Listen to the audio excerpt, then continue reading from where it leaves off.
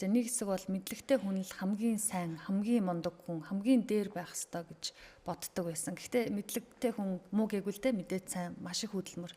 Гэхдээ сүүлийн үед хандлагын тухай их ярьж байна. Та одоо ер нь мэдрэмж гэж яриад байна шүү дээ.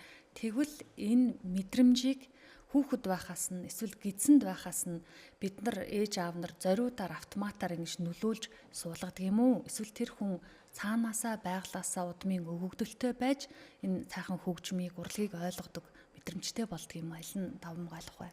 Тэг яг зөв. Одоо мэдлэгийг чухалчилж ирсэн 20-р зуун. 20-р зуун бол мэдлэгтэй хүн бол хамгийн одоо дээд түвшний хүн нэ гэдэг.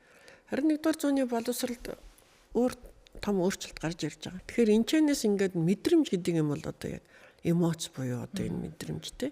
Энэ бол ямар үүрэгтэй вэ гэдэг нь бол их чухал. Гэтээ энийг ингээд шууд өнөөдөр нэг боловсролын сэтгэл судлалын хичээл судлаад энийг авчдаг гэд бол биш байгаа байхгүй. Доошоогоо буцаад ороод ирэхээр тэр хүмүүжлтэй холбоотой.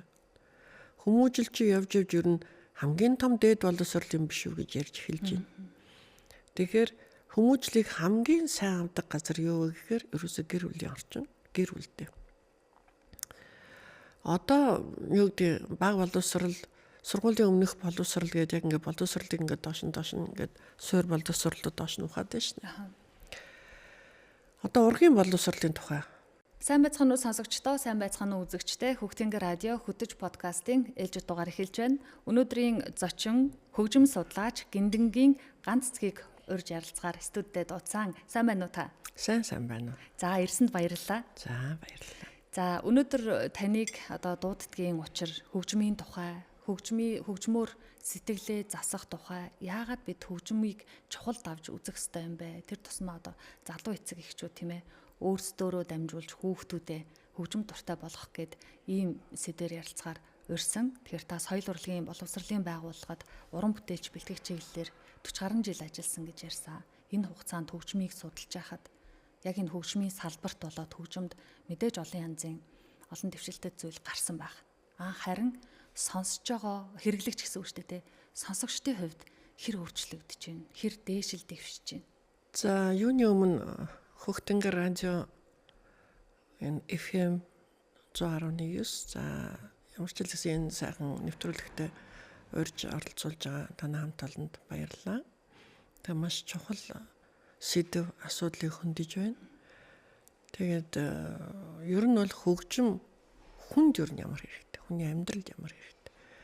Тэгээд энэний тулд бол бас өөрсдөө тодорхой хөгжмөр мэргэсэн байж ээж одоо яг энэ судалгаанууд хийгдэж байгаа л да. Тэгээд одоо юу гэдэг нэг 20 гаруй жил хөгжим сурлаа. Эргээд сурсан хөгжим бас олон одоо шав нартай хүртээлээ. Тэгээд яг өөрөө сурлаа, өөрөө л устдад хүртээлээ. Тэгвэл яг хөгжим сурсны хэрэг нь яг юу юм бэ гэдэг. Тэгэхээр одоо бидний нийт сурсан эргээд бас сургаж байгаа хүмүүсийн эцсийн үр дүн тэгвэл одоо хөгжмийн учрыг жоохон оллоо. За тэгээд хөгжим өөрөө хүний амьдралд ямар хэрэгтэй. Тэ зүгээр л одоо төгөлдөр хур тоглохын төлөө энэ хөгжмийг сурсан бол биш байгаа байхгүй.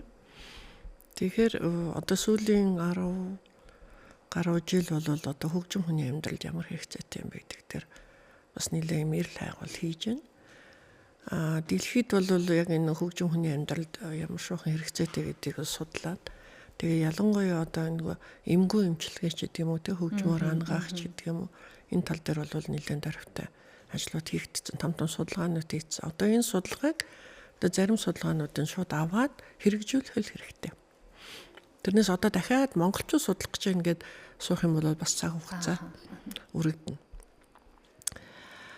Анх бол одоо баг за энэ бол 1989-90 оны үед энэ хөгжим одоо тэг урагт нөлөөлдөг хөгжимдөж байгаа бүтээлүүд урагт нөлөөлдөг гэдэг одоо энэ эхний сэдлийг бол авсан. Тэр ч өнгөрсөн 100-д авсан байгаа байхгүй тий. Тэгэхэд би пүүх ямар сони ингээд зүгээр баг нэг чихээр оруулаад нөгөө чихээр гаргаж ирсэн үе бол байгаа. Дараад нь дахиад 10 гаруй жилийн дараа энэ бодит юм байна. Үнэхээр нэр одоо тэ нөлөөлдөг юм байна гэдгийг бас дахиад хоёр дахь давалгаанда цохиулаад тэгээд энэ чинь нэр юу болов гэд ингээд нэг жоохон анзаарч эхэлсэн. Тэгээ анзаарч эхлэхэд одоо хамгийн түрүүнд Ямаха гэд одоо Монгол Улсын гавьяат эмч тийм хүн байгаа. Тэгээд нэг өдөр ажил дээр ирээд ганаа ингээд нэг юм хөгжмөр тэг хүнийг ангаадаг юм байна. Тэгээ одоо дэлхийн яг энэ дээр ингээд байна. Тэгээд ангаахан тустай хөгжөөд хөгжим тусаа одоо хөгжим урлаг тустай хөгжөөд байна. Энэ хоёр ч ер нь зэрэг явж ээж тэгээд одоо таануусын сурсныг одоо хүний сайн сайхны төлөө хэрэглэх юм байна гэд. Тэгээд нэрнгээс хоёлаа ингээд судалгаа хийгээд ирсэн чи үнэхээр энэ төр хөгжимд одоо тий 30 гаруй цохилттой зүрхний цохилттой хүнийг хөгжмийнхаа бүтээлийг зөв олж аваад тэгээд тэр тухайн хөгжмийг одоо тэр хүнд ойлгуулаа сонсуулаад тэгэхээр тэр одоо зүрхний цохилт нэг 74 болж босч ирсэн. Энэ бол яг бодит явдал. Тэгэхээр яагаад одоо тэгвэл заавалчгүй ийм тариа тий ийм одоо чиглэлээр нь явах юм бас магадгүй одоо юмгүй юм эмчилгээ байх чинь хүний сэтгэлд ингэж нөлөөлөх үз одоо хөгжим урлагийг энэ лөө ашиглаж болох юм байна гэдэг одоо баталгаа ингээд гараад ирсэн учраас яг энэ лөө ингэж одоо судалгаа хийж эхэлсэн. Тэгээд сүүлийн одоо хэдэн жил сургалтаа явуулж байхдаа одоо би чинь бас багш хүн шүү дээ. Тэгээ хүүхдүүдэд дандаа ингээд нөгөө сэтэл бий болгож байсан. За окей. Одоо ийм тэг хөгжмийг сонсоход та нарт ямар мэдрэмж төрж байна. Тэгээ үндсэндээ бол хүн чинь өөрөө бас асар том мэдрэмжийн амтан баггүй да. Тэгэхээр тэр мэдрэмжийг бий болгоход энэ хөгжим сонсож байгаа хөгжим асар нөлөөтэй байна. Тэгээд энэ нөлөөг нь штэ одоо юу гэдэг урлагийн бид нар болохоор ингэх ёстой гэж бодоод байгаа боловч яг энэ нөлөөг хэрхэн яаж одоо нөгөө хүртэж байгаа хүн яаж нөлөөлж яана гэдэг нь ялангуяа ангаах төр. Тэгээ дээрээс нь бизнесийн салбарт бол энэ гайхалтай өр нөлөөгөө өгсөн. Өөрөөр хэлбэл одоо юу гэдэг том арилжааны том моолууд худалдааны төвүүд эдгээр бол дандаа ийм одоо гайхалтай тийм дэлхийн сонгодог бүтээлүүдийг авч хэрглэж байна. Магадгүй маш том одоо юу нэ ресторан тэд нар бас ингээд ороход их гоё хөгжим ухтдаг. Тэгээ ер нь ингээд бид нар ингээд хөгжим гэдэг байн хажууд байгаа учраас анзаарахгүй байгаа. Гэтэл хөгжмөөр бүх үе нь бид нартай хамаатай үйлдэлүүдийг хийгээд байгаа хэрэг. Ямар нэгэн баяр ёслолын арга хэмжээ болж байна гэхэд тэнцээ баяр ёслолын шин чанартай хөгжим тавиад байгаа хэрэг. Тэр тавих ёстой л гэж бодоод байгаа бол тэр хөгжим биднийг хэрхэн яаж хөглөж гин гэдгийг одоо өөртөө хүртээж авах байгаа хэрэг. Ингэж л байх ёстой. Эсвэл одоо ямар нэгэн одоо тэ жаргал зовлон ээлжилдэх харваад одоо ямар нэгэн эмгэнэл боллоо гэхээр гашуудын хөгжим. Огт гашуудлын хөгжимгүйгээр ингээ явхлаар бас ингээд тэнгэр нурсан мэт байгаа байхгүй. Тэгэхээр яг энэ хүний амьдралд хөгжим яг агаар ус мэт хэрэгтэй. Тэгээ яг хөгжим гэж юу вэ гэхээр одоо ямар нэгэн хөгжин зэмсгээр хөгжимдсэн бүтээлийг л хэлнэ гэдэг байгаа байхгүй. Гэтэл тэр хөгжим хаанаас үүдэлтэй. Тэг эргээд хинт очиж нөлөөлөх юм. Тэгэхээр энэ хүний өөрөө одоо бие организм маш мундаг юм зохион байгуулалттай. Тэгээ альва хөгжмийг хүртэж авах энэ одоо биднийг ухамсаргүйч гэсэн миний бие энэ хөгжмийг одоо тэр ихшгэлж байгаа хөгжмийг бол өөрөө хүлээгээд авчдаг. Заримдаа хүмүүс ингэж ярьдаг шүү дээ. Йоо энэ хөгжийг сонссон чи баг тэ миний энэ арьсаар ингээд шаргалж гүйж байгаа юм шиг санагдаж байна. Тэдэг чи ямар хүн тэгж санагдтал нь явж байгаа гэхэлэр тэр хөгжим яаж хүний биед нөлөөлж байгааг нь мэдэгдээд байгаа байхгүй. Гагцхүү энийхээ тайллыг л олоог. Энэ надад яаж нөлөөлсөн? Би яг ямар хөгжим сонсгоо? Би ер нь ямар хөгжимд дурлаад байна?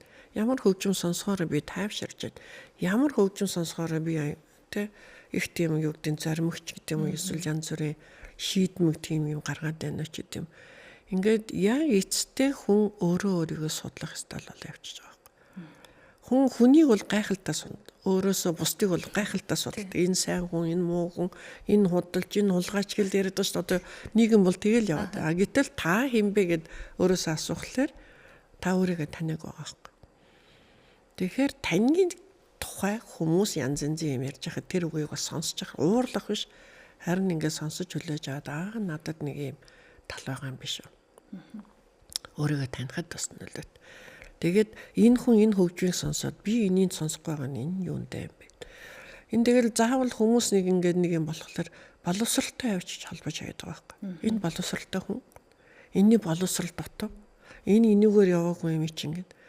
Боловсрал гэдэг бол өөрөө яг юу юм бэ? Бид нар сургууль, цэцэрлэг гэлтэй ихтэй сургууль гэж яриад ижид боловсрал олгодог байгууллага болохоос биш. Дээд боловсрал авчнараа би одоо тий бүгдийг мэддэг, бүгдийг чаддаг бол биш байхгүй. Тэгэхээр боловсрал гэдэг бол тодорхой хэмжээний чадамжийг олгодог одоо юм систем юм тогтолцоо. Ягаад би үсэг А, Б, В, Г гэж үсэг сураад байгаа. Тэгээ энэ маань бол би уншиж, бичиж чадах гэдэг. Энэ чадамжийг эзэмснээр би яасан ертөнцийн танилцах гэдэг. Би ягаад заавал гадаад хэл сурах ёстой. Тэгэхээр би өөрийнхөө хэлээс гадна талд байгаа хэлүүдээс одоо тий өөрөө хэл соёл хэлээрээ дамжуулаад тухайн соёлтой танилцах боломжтой. Гэтэл хүний хэлийг суралцж байгаа юм чинь бас өөрийнхөө төрлөх хэлийг гайхамшигтай сурах шаардлага зайлшгүй. Төрлөх хэл гэдэг бол их чухал. Зүгээр л би монгол хэл гэж ярмаар байгаа. Төрлөх хэл гэдэг бол одоо миний зүрх сэтгэл би одоо Монголын одоо иргэн тэ эх оронч одоо би монгол хүн шүү гэдгийг гаргадаг юм бол төрлөх хэл. Тэгэхээр хүн өөрийнхөө төрлөх хэлний мэдрэмжийг сайжруулж ээж усад хэлтэй өөрийнхөө хэлний төвшинг харьцуулах юм. Хөгжим гэдэг үгийг авч үзье. Хөгийн жим одоо янз янзаар тайлбарладаг л да судлаач болгоо. За ая их шиг хөг гэл янз бүр тэгээ тэрүүгээр ингээд жимж авч. 7 үндсэн нот гэж ярьдаг хүн болго мэдэндээ зүгээр нэг до ре ми фа сол ля си дол гэдэг. Тэр одоо яг А үсгийг одоо юу гэдгийг эр үсгтэй нийлүүлэл ар гэж уншиж байгаатай адилхан одоо дог митэй нийлүүлэл бас тодорхой хэмжээний үг бүтэж байгаатай адилхан. За тэгээд энэ одоо хүний сэтгэлээс гарсан тэр сайхан аялгыг ямар тэмдэглэж үлдээх хэрэгтэй байхгүй. Тэгээд тэмдэглэж үлдээх гарц нь үсэг биш нот байгаа байхгүй. Их шиглээс хөгжим их шиглээс. За тэгээд энэ сайхан одоо хүний сэтгэлээс гарсан юм бодол оюунда боловсруулад өөрөөр хэлбэл тархинда. Тэгээд энэ сайхан аялгыг гарч ирнэ. Мэдээжээр одоо монгол хүний сэтгэлээс гарч байгаа аялга гэдэг бол их тийм ууж. За уужуу байгаад одоо тийм тэнгэрлэг гэж яриад нь шүү дээ. Тэр нь бол юу гэхээр мэдээчээр байгаль орон зай орчин. Манай энэ айхтар хүнд дэлгсэн тэрлэг шиг гэл тэг энэ нутаг оронтой асар их холбоотой гарч ирнэ. Тэг энэ сайхан аялгууга сонсоод дээрээс нь одоо морин хуурын хөг тэгшэрч одоо тэ морин хуурын аялгаа сонсголоор хүн болго ингээ хөвсөд байдаг шүү дээ. Цаанаасаа нэг морин хурч өөрөө дуугаралт нь те их шгэлдгэн тийм маш тансаг тэгсэн мөртлөө их тийм тослог те их тийм даацтай дуудаг хөгжим. Тэгээд тэр аялгыг сонсголоор хүн яагаад ч морин хуурын одоо бүтээл аялгуу их сайхан гэж яриад байдаг байхгүй. Тэгэхээр энэ тэр чинь өөрөө бас чавхтас хөгжимд орно. Тэгэхээр чавхтас хөгжмөр одоо хөгжимдсэн бүтээлүүд хүний сэтгэл оюунд буухтаа их ойр дотно байдаг. Тэгэхээр ингээд яг хөгжимтэй холбоотой одоо хөгийн жимээр явж байгаа энэ аялгуунуудыг хүн хүртэж авах нь хүн болгон дээр өөр өөр. Юу гэдэг одоо шил Моцартын бүтээл ингээд хүүхдүүдэд нэн гайхалтай. Одоо маш сайн нөлөө үзүүлдэг. Тийм энэ дээр бас ингээд том судалгаанууд хийгдсэн байна. Үнэхээр хүүхдэд хэрэгцээтэй байна. Тэг яагаад Моцартын хөгжимтэй хүүхдэд ингээд нөлөөлөд байгаа юм бэ? Хэдл Моцарт хэдэн настай хөгжим бичиж эхэлсэн бэ гэдгийг судлах хэрэгтэй болж байгаа. Хэдл Моцарт өөрөө хархан багаасаа тэг хөгжмийн одоо энэ ертөнцид ороод тэгээд аав нь одоо тэг хөгжинд бүх одоо хэд хэдэн хөгжийн зэмсэг заагаад тэг өөрөө бараг 5 настай дойр өччихсэн гэд боддоо. Тэгэхээр тэр хүүхэд их багада одоо хөгжмийн энэ ертөнцтэй танилцаад тэр хүүхдийн оюун бодлоор гарсан бүтээл чинь тэр насны хүүхдүүдэд очиж нөлөөлөхгүй яах юм? 30 настай хүн 5 настай хүүхдэд зориулж бичих. Одоо юу гэдэг 5 6 7 настай хүүхд тий бас эргээд тэр насныхаа хүн зориулж бичих. Жишээлбэл 5 6 7 настай хүүхдийн бичсэн бүтээлийг одоо 70 настай эмээд өвөөд ингээд сонсох юм бол бас тэр мэдрэмжийн ялгаа бол байгаа. Тэрнтэй адилхан яг Моцартын хөгжим илүү тийм хүүхдүүдэд хүүхдүүд их ойрхон хүлээж аваад Моцартын хөгжмөөр л одоо тий хүүхдийн хөгжмийн одоо боловсролыг дээшлүүлгээд байгаа нь өөрөө цаад утга нь өөрөө Моцарт маш багадаа энэ хөгжийн одоо увдсыг ойлгоцсон байна. Тийм учраас тэр хүүхдийн сэтгэлгээгээр нөгөө хүүхд ч адилхан л одоо өөрөөр хэлбэл тэд нар нэг долгион дээр ялцж байгаа гэсэн. Тэгээ тэр утгаараа энэ хөгжмийг сонгохдоо одоо хэдэн настай хүүхдэд эсвэл одоо тэгээ ямар үед одоо сүүлийн үед маш их стресс гэдэг үг яригдлаа. Нийгмийн бухимдал тий. Тэгээ энэ үед бол стрессээс гарах юм юу ээж болох вэ гэхээр нэг том арга зам нь бол яхаар хөгжим сонсох. Энэ хүний тархичийн юм 5 чиглэлтэй 5 тархи ажиллаад байна. Одоо альфа, дельта, бета гэдэг ингээд бид нар чи яг ингээд латин цагаанд толгойн үсгийн дараалалаар ингээд яваад байгаа. Одоо альфа тархи нь юугаад одоо дэмжиж идэв те. Бета нь одоо юугаад дэмжиж идэв. Ингээд яахарахгүй хүн гэдгийг чинь удирдах байгаа нэг том эрэгт 1.5 кг жинтэй тархи байгаа. Яг өнөөгийн нөхцөлд AI ч гэдэг юм уу те. Одоо хиймэл оюун ухаан гэж зөндөө гараад ирсэн байна шүү дээ. Тэгээд технологийн 100 аргагүй харин 1-р 100 технологийн 100. Тэгвэл тэр технологиг бид нар өөрсөндөө ашигтай хувилбараар тэднийг хэрэглэх ёстой. Тэрнээс тэднэрт тархиа мэдүүлж болохгүй. Бидний энэ тархи гэдэг бол гайхалтай. Тэгээ бүх энэ одоо хөгжлийг энэ хүний одоо өөрийнхөө энэ бие организмыг зохицуулдаг тархи гэж чинь тэр нэг жижигхэн хөрхөн эрхтэн чинь маш том юм одоо бүх зохицуултыг хийж өгч. Тийм учраас түрүүний миний хэлснээр хүн өөрийгөө судалж өөрийнхөө одоо дотор юу болоод байгааг мэдэх нэг чухал. Тэгэх юм бол одоо ганцхан хөгжим биш л дээ бусад ямар ч юмд хандах хандлага их өөр бол. Мэдлэгтэй хүний тухай ингэж ярьдаг штэ. Нэг хэсэг бол мэдлэгтэй хүн л хамгийн сайн, хамгийн мундаг хүн, хамгийн дээр байх ёстой гэж боддог байсан. Гэхдээ мэдлэгтэй хүн муу гээгүүл дээ мэдээд сайн, маш их хөдөлмөр. Гэхдээ сүүлийн үед хандлагын тухай их ярьж байна. Та одоо ер нь мэдрэмж гэж яриад штэ. Тэгвэл энэ мэдрэмжийг хүүхэд байхаас нь эсвэл гидсэнд байхаас нь бид нар ээж аав нар зориудаар автоматар ингэж нөлөөлж суулгадаг юм уу? Эсвэл тэр хүн цаанаасаа байглаасаа удмын өгөгдөлтөй байж энэ цаахан хөгжмийг урлагийг ойлгодог мэдрэмжтэй болдго юм аль нь давм гайлах вэ? Тэг яг зөв. Одоо мэдлэгийг чухалчилж исэн 20-р 100. 20-р 100 бол мэдлэгтэй хүн бол хамгийн одоо дээд түвшний хүн нэ гэдэг. 21-р 100-ны боловсролд өөр том өөрчлөлт гарч ирж байгаа. За энд бас их томоор нөлөөсөн юм бол саяны ковид. Өөрөөр ковид чинь ингээд дэлхийг үндсэндээ бүрэн одоо аргагүй энэ нөгөө цаад тахлаас болоод зогслоо шүү дээ. Ялангуяа боловсролын асуудал бол зогслоо шүү дээ. Тэгээ одоо нөгөө онлайн гэж нэртэй тэгээ боловсролод өгөгдөхөд дэлхийн боловсрол одоо ямар хэмжээтэй улс оронд ямар байсан бэ гэдгийг ингээ гараад ирж байгаа байхгүй. Тэгэхээр боловсрол гэдэг бол зөвхөн одоо тэгээ тодорхой дөрөв би хэллээ шүү дээ. Боловсролын тогтолцоотой юм бага боловсрол, дунд боловсрол, дээд боловсрол гэж явж исэн болохоос биш. Боловсролын байгууллагууд өөрөөсөө яг байх ёстой төвшөнд л одоо тэр тухайн боловсролыг хүн танин мэдхүн төвшин, онлын төвшин, суур төвшин, шинжлэх ухааны төвшин гэдэг байгаа байхгүй. Энэ бүх одоо төвшний сургалтын байгууллагуудыг дамжаад ирэхээр би тэгээд яах вэ? За би доктор болчлаа. Би нэг сэдвт бүтээл хамгаалчлаа. Одоо тэгээд яах вэ?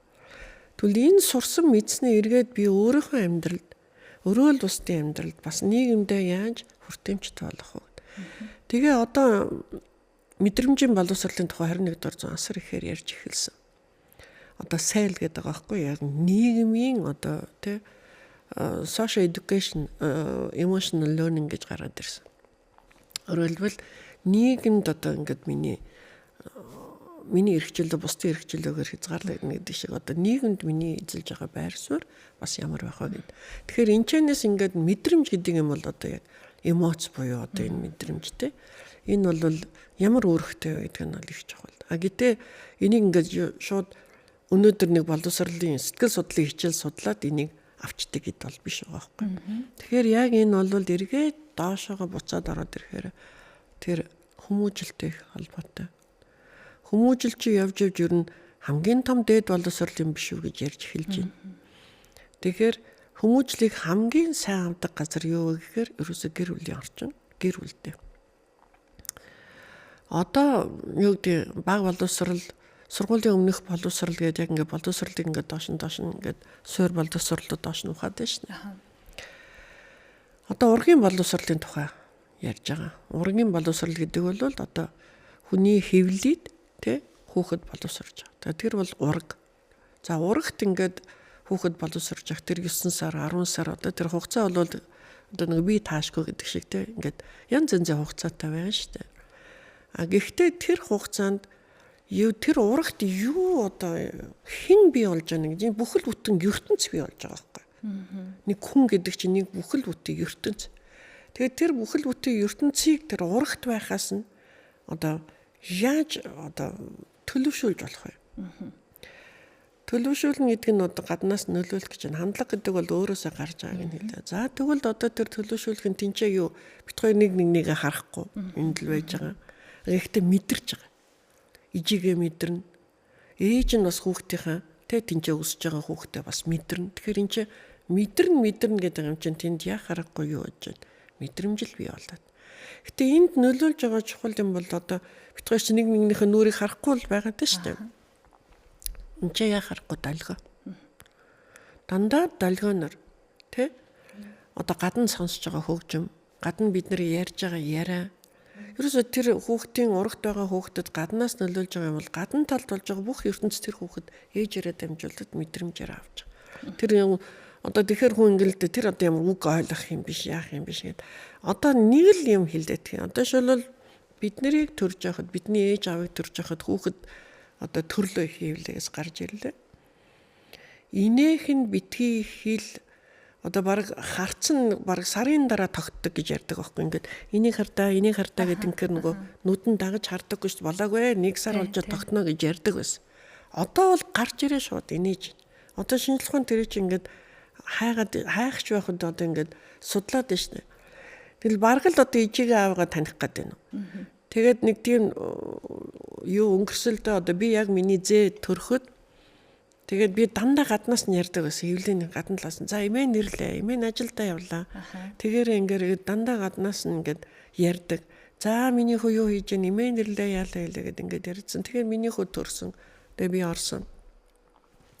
Ороо за нөгөө эмээ нэрлээгээд дахиад нөгөө эмээ ирлээ гэдэг үг тавтагтаад байгаа юм зү. Тэгээ эмээ ирлээгээд тэгээд ороод яасан тэг миний хөө инээсэлтэй.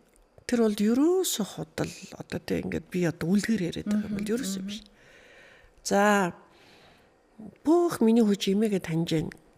Баярлалаа шүү дээ тийм үстэй. Тэгээ эмээгээ таньчлаа. Бүх одоо тэгээд тэр нь бол эргээд би чи өөрөө нөө судалгаа хийгээд яваадсэн учраас тэр тэгэх ёстой юм байна л та. Яг л би намайг таньдаг болсон. Юугаар одоо миний дуу хоолойгоор. Тэр чинь энэ эмээ бол ийм өнгөтэй юм байна. Ээж бол ингэж дуурд юм байна гэдэг мэдэрсэн байна. Гарч ирэхээр тэрийг мэдэрч. За тэгээд одоо ийм юм боллоо. Одоо миний зээ намайг танилаа гэсэхгүй чиний л зээ чамайг таньдаа одоо тэгээд одоо бас хүүхэд төрөөд ингэж чамайг хараад инээж яах вэ? Би яг тийм болсон гэсэн чинь за одоо нэг жоохон тийм итгэл багтаа байгаа байхгүй. Өөрөө удаачгүй бас эмээ болсон. Тэгсэн хүн бас хүүтэй байхгүй. Бас эмээгээ ингэж юм ярихт нь инээсэн гэж. Хөөе төрсөн хүүхэд инээд юм байна гэ. Би тэгээ би инээд юм намаа хараад инээсэн шүү. Би яа жинхэндээ тэр үед ингээд инээ төржсэн гинэ тэ намаа ингээ хүүхэд хараад инээж ахаар. За юу л болдоо гэж утсан чинь яг өөрөө бодит амьдрал дээр хурж ирээд яг тэрнтэй тулангууд ойлгосон гэж байгаа. Тэгэхээр бас энүүгээр юу хийж яах вэ? Хүн өөрийнхөө мэдрээгүй өөрөө ингээ гартаа барьж тэ одоо юу гэдэг нүдээр хараагүй юм мэддэг юм шиг тийм үү? Үзээгүй жиж үтсэн юм шиг, хараагүй жиж харсан юм шиг ингээ мэддгүйгээ мэддгээр ингэж ярьдаг нь алдаа байна. Тэгм учраас хэрвээ яг өөртөө ингээд үнэхээр болж байгаа бодит юмыг ингээ мэдрээд өөрөө яг үзээд хараад тэмтрээд одоо монголчууд ч тэгдэг шүү дээ дандаа юм тэмтэрч ингэж эмтэрж үзчихээж одоо тэр яг үнэн бодит байна гэж боддог. Тийм юм одоо энэ бол баталгаатай юм байна, энэ нотлоготой юм байна гэж одоо юмд хандлага өөрчлөх хэрэгтэй юм байна. Тэгэхээр одоо ямар ч л гэсэн урагт бол гайхалтай нөлөөлт юм байна. Би яг өөрөө одоо 90 онд охиныгоо төрүүлж исэн. Тэгэхэд миний мэрэгжлийн багш Төгөлдөр хорийн мэрэгжлийн багш надад яг одоо төгөлдөр хуурын сайн давтуулах гад би тэр үед тэгж ойлгосон. За чи хэрв баахан их тоглох юм бол хүүхэд чи их ухаантай. Баах чинь үнцэндээ бол яг хөгжмийн нэг шиг авинууд юм. Одоо дээд тоо байхгүй. За чи шампион их тоглох юм бол маш их гоё том сэтгэлгээтэй байна. Чи одоо шил Чайковский сонсох юм бол маш том аялал. Чайковский өөрөө тийм аялгауны том одоо хөгжим зохиолж байгаа. За одоо чи гайдн сонсвол одоо гайхалтай одоо тийм их тийм юу гэдэг чанд одоо тэр чанд хөгжмөөр бичдэг учраас чанд.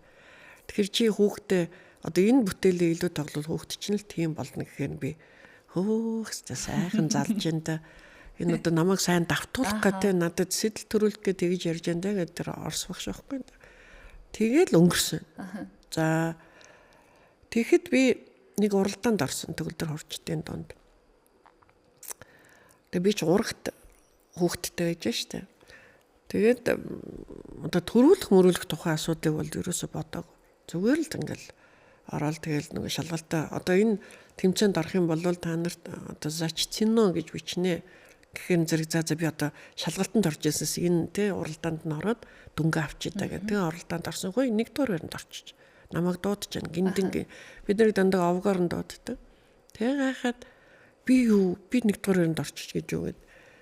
Тэгээд оцсон чинь үнэхээр гайхалтай тоглосон гэдэг байхгүй. Би бүр гайхацтай би гайхалтай тоглосонд өөртөө итгэлгүй шүү дээ. Тэгээд би за тэгвэл шалгалтаа өгсөн юм чи ингээд би нөгөө жирэмсэн гэдгээ нууцсан. Тэр үед ч бас жоохон тийм хатуу тэглэмтэй байсан. Тэгэнгүүтээ дараад нөгөө нэгдүгээр байрмаар авсан юм чинь шалгалтынхаа дөнгө авсан юм чинь тэгээд нөгөө юбкныхаа товчийг тайлаад тэгээ пүк гэд миний гизэнгээ гараад ирж ш тэр чинь бас 5 сартаа болсон байсан. Тэгсэн чи хөөх чи бүр юм байсан юм уу? Тэгж яагаад нуусан би сургуулиасаа хөөгдөхөөс айгаад тэгээд даанч аюу өөр тоглоод байсан байхгүй гин. Тэгэхээр тэр урагт одоо хүүхэд тээж аваа хүн гэд хандж байгаа тэр хөгжимд хандж байгаа хандлага өөр байд юм байна. Тэгээ бусд нь яг нөгөө жирийн зүгээр л ингийн байсан учраас тэгэхээр бүр чамаас нэг тийм нэг өөр нэг тийм торгон нандин юм гараад исэн байхгүй. Би өөрийгөө торгон нандин гэж ч ойлгоогүй. Зүгээр л өөрөөсөө ер нь ураг тээж аваа хүний хөгжимд хандж байгаа хандлага ер нь юмд хандж байгаа хандлага нь өөр байдаг юм байна. Тэгээд эргээд энэ цаг хугацаа өнгөрөх тусам эргээд нэрээ юу болсон бэлээ яасан бэлээ ингээ бодоход бүх юм учиртай утгатай тий бүр үндэстэй суйртай нотлоготой баталгаатай байна. Тэгээд хүүхэд маань 90 сар бол төрсөн. Хожим бас одоо ингээд одоо бол мэдээж намайг зээтэй болгоцсон байгаа чинь том. Тэгтээ урлагийн хүн болоогүй л дээ. Урлагийн хүн болох алавгүй. Ер нь бол асар өндөр мэдрэмжтэй. Маш өндөр мэдрэмжтэй болсон. Тэгэхээр тэр урагт л одоо тийм миний тэр хөгжмөө сайн давтаж хийснийх нь хэрэг нь одоо миний охин том мэдрэмжтэй тийм том хүн болоход нөлөөлсөн байгаа байхгүй. Ер нь урлагийн одоо аль нэг шатны сургуульд суралцсан хүмүүс өөр нэг байгууллагт ороод одоо ажиллахад их өөр үүдэг. Эднэрээс гарч байгаа одоо гооцвэн эсвэл тэ одоо өнгөний зохицол тэ эсвэл одоо ямарваа нэгэн асуудалтай одоо хандж байгаа байдал тэр нь л өөр үт юм. Ямар нэгэн урлагаар дамжаад ороод ирсэн улсуудыг өөр байдаг гэж яриад байгаа. Тэгэхээр тэр бол ямар одоо юу гэдэг бүхнийг хойноос нь очиж хөөгөөгүй л дээ. Тэгтэл үнний хавтай. Одоо бид хоёрыг сонсож байгаа залуу эмэгтэйчүүд гидсэндээ ураг тээж байгаа бол одоо угаасаа хөгжим сонсож явах хэвээр тайван байх хэвээр бүгдээрээ мэдж байгаа. Гэтэл ном унших бол зүгээр л ном унших биш. Тэр чанартай сайн номыг уншижээж л тэр уншинд тооцогдно гэдэг шиг ямар төрлийн хөгжим сонсох вэ? Та бол мэрэгжлийн төгөлдөр хуурж дэлхийн шилдэгүүдийг сонгодгуудыг мэддэг болохоор сонгоо сонсчихжээ. Одоо харин Монгол эмэгтэйчүүд яах вэ?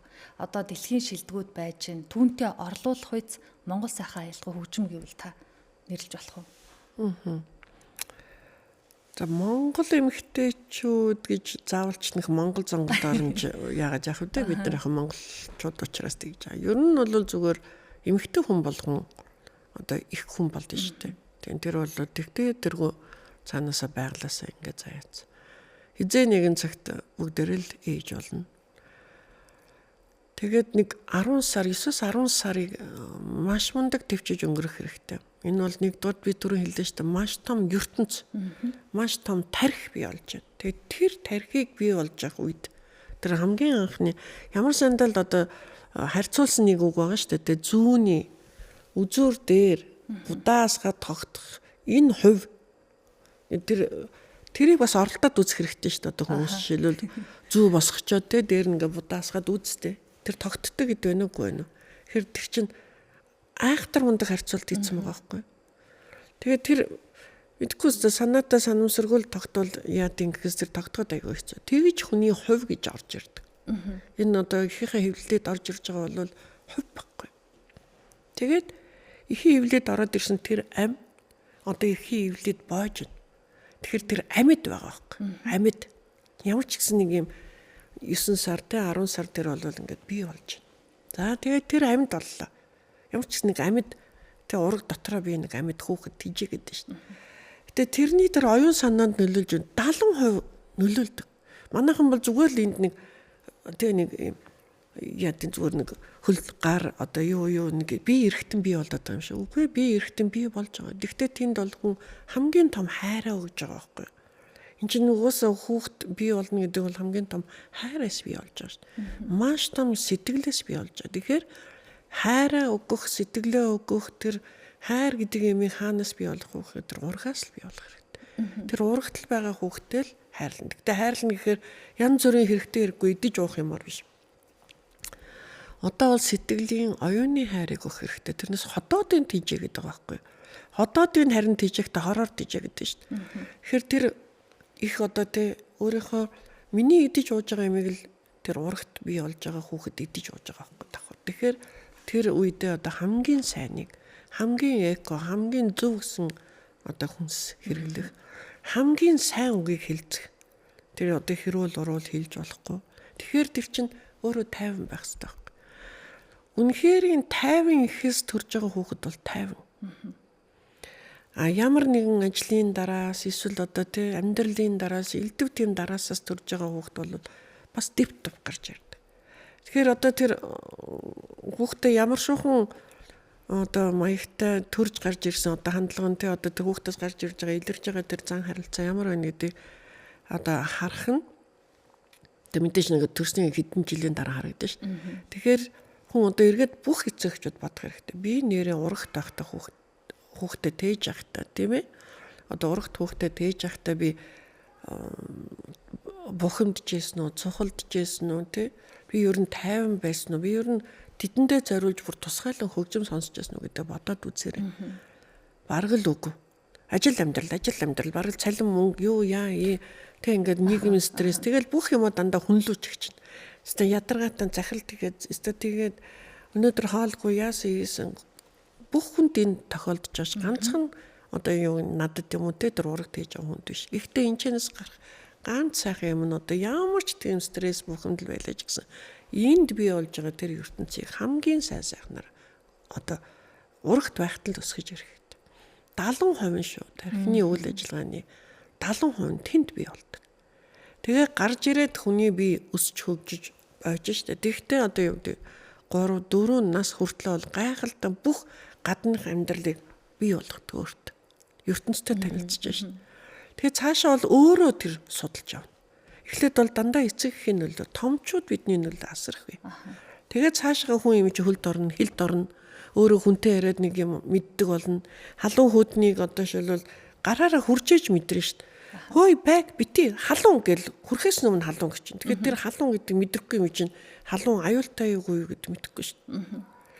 Өмнөөс нь л халуун байг гэдэг болохоос ш нэг удаа тэр халуун юм төрөгчээр аяанда тэр хүрхээ болчих واخгүй. Тэгэхээр бид бол энэ амьдрал зөв хандлага, зөв төлөвшил одоо тэрийг бий болгох хэрэгтэй. Тэрийг хүүхдэд заах хэрэгтэй.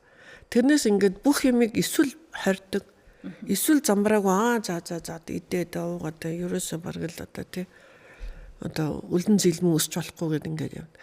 За яг энд бол дөрөвний миний хэлжсэнээс яг урагт байгаа хүүхдэд нэгдүгээрт өөртөө эцэг сайн ярих хэрэгтэй хүүхдэд. Аав нь байна, ээж нь байна, эмээ нь нүү. Хоёрдугаарт маш сайн хөгжмийг сонсох хэрэгтэй. Тэгвэл хөгжим сонсохдоо та яаж сонсох вэ? Хүүхдэд тайван байлгах, өөрөө бас тайван байх энэ хөгжмийг л сонсох хэрэгтэй шүү дээ. Одоо шил би юу гэдэг за морин хуурын аялгыг сонсоорой гэ хэлчихлээр одоо тэр ээж тэрэнд дургүй юм уу? Одоо хүн болгон өөр тэр ээж морин хуурт биш магадгүй одоо хийл дуртай байж болно. Хүний сонирхол өөр шүү дээ. Яг нэг имийг стандарт юм шиг ингээд тавьчихаар одоо бүх хүнд нөлөөж байгаа эсвэл хүртэж авч байгаа нь өөр. Яг ижилхэн байх албагүй шүү дээ. Хүн болгон өөр ертөнц байхгүй. Тэгэхээр зэрэг ерөнхийдөө тайван. За тэгээд далайцтай. Тэгээд би ерөөсөө л юм нэг юм стресстгүй байх хөгжмөө олж сонсох хэрэгтэй. Тэгээд би түрүү нэг Моцарт гэдэг нэг төрхөн ярьлаа да. Моцартын хөгжим яагаад сонсох гэдэг би бас түрүүн хэлсэн те. Яг л Моцарт өөрөө тэр багаасаа одоо хөгжим сонссон учраас тэр хүүхдэд одоо тэр хүүхдийн тархины хөгжлийн сэтгүүгээр бичигдсэн бүтээл тэр хүүхдэд яг оновчтой очиод байгаа. Тийм учраас Моцарт гэдэг. Төлхүүрнийг таарч юм гэсэн. Таарад байна. Тэр долгион таарад байна шүү дээ. Тийм 5 настай хүүхдийг 5 настай хүүхд л ойлгоно. 5 настай хүүхдийн ярьж байгаа юмыг 50 настай ойлгоход бас чинь 100-ны ялгаа магадгүй те сэтгэл зүй одоо мэддэггүй юмны ялгаа. Ер нь тэгээд яг бага насны хүүхдийг хамгийн сайн ойлгох нь бол эцэг их гэдэг байгаа юм. Гэхдээ эцэг их хүүхд хоёрын хоорондын оны юуны ялгаа олох л байгаа шүү дээ. Тэгэхээр эцэг их бол харин ухаан зарж хүүхдүүдэд ойлгох хэрэгтэй болж байгаа. Тэгэхгүй бол одоо чи тэгэх ёстой. Ингэх ёстой гэдэг хандлага бол бас заримдаа жоохон зөрүүтэй өөрийнхөө мэдгээр байлгах гэдэг байгаа байхгүй. Ялангуяа одоо шинэ зууны хүүхдүүд гэж ярьж байна. Одоо би тэр зэнжи минжи гэж яриад байгаад нь бол би нэг тийм таата байдаггүй. Тэд нарт яг л адилхан тарих, яг л адилхан тий хоёр гарнууд бүх бие хэрэгтний жилхэн цогцол. Одоо тэгээ нэг тусгаалan барьж аваад тэд нарт нэг үг хэлэхээр тэд нар бусдаас нэг өөр болох гэдэг юм шиг. Тэгэнгүүтээ сэтгэл зүгээ бас тийм шиг болох гээд. Эдгээр одоостой тэгж ярьдаг, эдгээр ингэж ярьдаг гингүүд нөгөөдөл нь би жин зэ. Улам хөөрөөд одоо бүр тэгээд би бол тэгээд тэрийг ингээл зингээл ярингууд нь би за чи хоёр уушигтай юу. Тэ эсвэл нэг зүрх чинь зогсвол нөгөө зүрх чинь ажиллах гэдэг нь. Чи тэг хідэн зүрхтэй байна. Чамд ингээд хоёр л гар байх юм. Харсаар адил 3 гар ч юм уу эсвэл 1 гар ч юм уу дутуу эсвэл илүү юм харагдахгүй л байна да. Зүгээр эн чинь бол сэтгэлгээний ялгаа бол байна. Тэр нь юутай холбоотой энэ 21-р зуун өөрөө технологийн том зуун. Дээрээс 21-р зуун хурдны зуун. Дээрээс 21-р зуун мэдээллийн зуун. Мэдээллийг асар хурдан авч ш бид ном уншиж авчихсан. Бид тэр олон юм сошиал мошиал гэдэг юмгүй өссөн. Тийм үстэй бидний одоо ертөнцийг харах цонх маань ном л байл ш. Тэгэхээр бид ном уншсанараа сууд сурсан.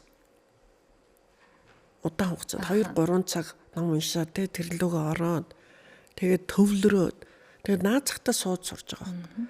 Одоо яа энэ сүрхий юм чинь хэдхэн секунд үзэл ингэж үзэл тэг мэдээллийг асар хурдтай авч. Магадгүй одоо мэдээллийг өгдөг хурдан ажилдаг одоо датанууд ажиллаад эхэллээ мэдээллийн дата баазууд. Бичлээ тэр гэж юу гэнгүүт нь тав өөрөө нэг эрэл хайгуул хийхээс илүүтэй бэлэн юм орж ирээд байгаа болохоор одоо яаж вэ? Миний энэ оюуны эргэлт хурдсаад богино ийм уртаар биш дандаа богино ажилдаг. Тэгээ энэ бас нэг талдаа нэг өнгөц байх юм харагдаад байна.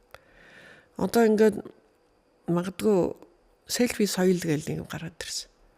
Тэр их хугацаанд ингээд за селфидийг ингээд бүгдээр зураг авах бол зөв зүгээр сууж байгаа л гинтхэн селфидийг ингээд энийг хамаг гоё дээрээ явуулаад тавьчихна.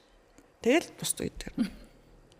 Тэр энэ бол хуурмаг л юм байгаа. Тэгэхээр ингээд нэг юм төр зургийн холбоос нийлээс салдаад байгаа юм шиг юм байгаа да. Гэтэ мэдээж энэ хүн болгон энэтэй бол нийцэх нэр агуу зөв юм яриад байна гэж бодох албагүй л дээ. Зүгээр л тунгааж бод. Нэрээ юу вэ бид чинь юу хийгээд байна яагаад. Мэдээллийн одоо олон их сурвалжууд олон талаас нь хардаг маш сайн. Бид нар ч мэдээллийн олон талаас нь харахын тулд ингээд цаг хугацаа нэлээд зардаг байлаа. Ингээд тэ яг тэгвэл одоогийн шиг ингээд бэлэн одоо боловсруулсан юм маа гэд ингээд өгдөг юм байгаагүй шүү дээ. Тэгэхээр бид нар ч өөртөө эрэл хайгуул. Энэ бол асар их ажил хийж байсан. Гэхдээ цаг хугацааны хувьд бол удаан байсан. Одоо л цаг хугацааг тавчилж байна. Гэхдээ орон зайг бол тавчилж чадахгүй шүү дээ. А гэхдээ мэдээжээр тэр хаав байсан Америктайгаа үнтэй шууд холбогдож чадж байгаа гэдэг бол дэвшил. 21-р зууны дэвшил яах аргагүй юм. Энийг харин эергээр өөрийнхөө зөв одоо амьдралынхаа зөв хэвшил дадалд яаж ашиглах вэ гэдэг нь мөн л ухаалаг хязгаар. Тэгээ альва юм ухаалаг хязгаараа давхал юм болохоор болно. Тэгээ хязгаар дотроо байх юм бол над юм болно. Над дэм болно. А зүгээр тэр ухаалаг хязгаарт хэрвээ би өөрөө хүрч чадахгүй бол өөрийгөө л гол. Тэгээ альва одоо энэ нийгэмтэй зэрэгцэж явж байгаа шинээр гарч ирж байгаа тэр болгонтой зэрэгцэж алахын тулд өөрийгөө боловсруул. Тэрнээс нэг юм сурчгаад за одоо болоо. Тэгж болохгүй шүү дээ. За одоо би ишэлэл 60 нас хүрсэн, 70 нас хүрсэн. Одоо ингээд миний үе дууссан. Би тэгээд ямар сандаа тоглоомоор ярьдیں۔ Одоо тэр Америкийн чинь твд чинь одоо Трамп гэдэг хүн чинь 50-тай, 40-тай, 30-тай биш. Тэр одоо 78-тай. Тэгтэл бол авалцаал энэ та. Тэгээд одоо манад бол 78-тай хүний чи одоо уучлаарай та дугаал гэртээ суу гэж байгаа шүү дээ.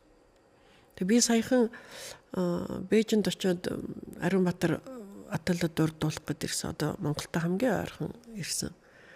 Тэгээ бүр тусгаалan очиж үзсэлтэй. Тэгэхэд найруулагч 82 таг л гараад ирж байгаа. 82 таг хүн. Эрүүл сав сарвал зүгээр л одоо гадаадд төржээд Италийн хүн хурж ирээд доороо найруулал гараа явчихлаа. Үгүй яасан бэ? Тэр ерөөсөө тэгээд буруу юм хийгээгүй л. Өдөртөө чинь 74 таг. Маш ундаг оркестр өдөртөө явж илээ. Тэгэхээр ингээд за учиргуул нэг нас бол тоомоо гихгүй л дээ. Гэхдээ тэнцээ нэгдүгээрт мэдээжэр суур мэдлэг одоо тэр чамбай мундаг мэдлэг бол авцсан ба. За тэр мэдлэгийг бас ингээ хөхүүлэн тэмцээр асар том ажлын туршлага, мэрэгжлийн туршлага тэгээд тэр хүлээцтэй байх тий тэр юмдаа хандах хандлага гэдэг бол тэднэрт бол ярих юмгүй мундаг. Тэгээд дээрээс нь тэд нар насаа юусоо голохгүй явж шít. Тэгэхээр нэг одоо бас биднэрт нэг тэднээс сурах юм бол байж нөгөө хөгшин Европоос ч сурах юм бол байж. Тэгэхээр тэд нар бол өөртөөх нь насыг юусоо голоогүй. Харин ч тэр олон жилийн одоо мөсөн уулын оройн харагддаг шít. Тэр мөсөн уулын тэр одоо харагдахгүй хэсэгт нь ямар их туршлага байна. Тэр их туршлагыг нэвтэлжээж гарч иржээ сая дөнгөж мөсөн уулын орой харагдчих. Тэгэл бид нар нэг мөсөн уул зуул гэл ингээл янз янз онол гаргаж ирэл яриад ухааны ололдоо яагаад мөсөн уул. Тэгэл мөсөн уулын 4-ний 1 нь л харагдаг болохоос 3 нь харагддаг шít. Тэгэхээр тэр амьдралын туршлага гэдэг бол 4-ний 3 нь байгаа байхгүй. Тэгээ ил гарч ирсэн 4-ний 1 нь явж. Тэгэхээр хаана илүү даац байна.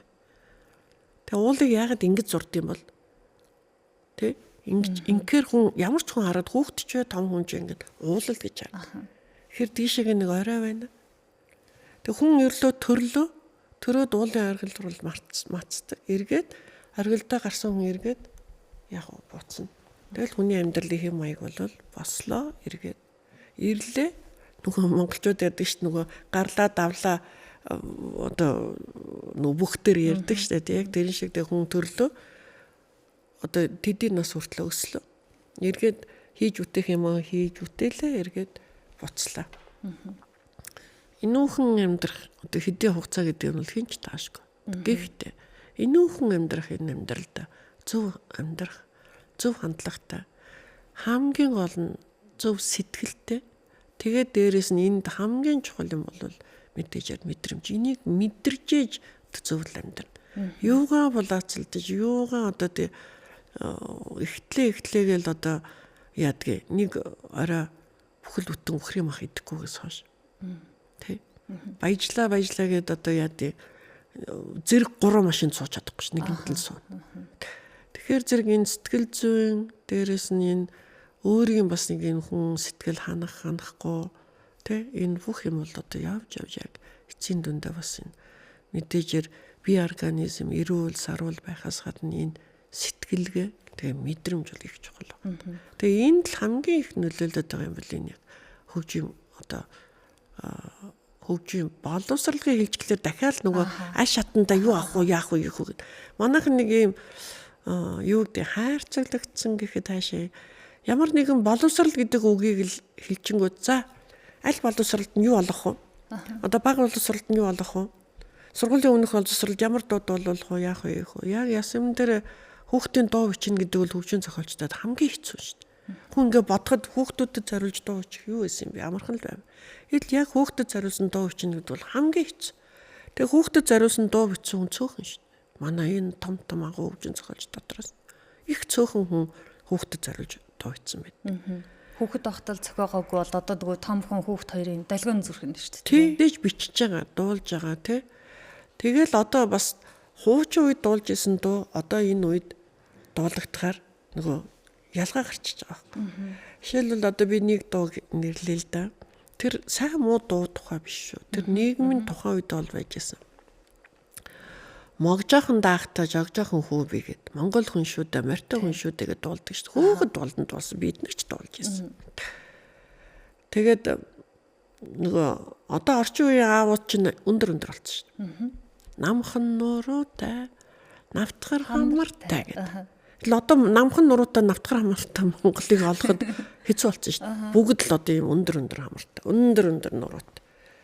Тэгэхээр одоо ингээд намхан нуруутай, навтгар хамартай Монгол хүн би Морьтой хүн шүү дээ гэдэг ингээд дуулаад байхаар Морьтой Монгол маань одоо бас хаана байлаа. Машинтай Монгол болсон.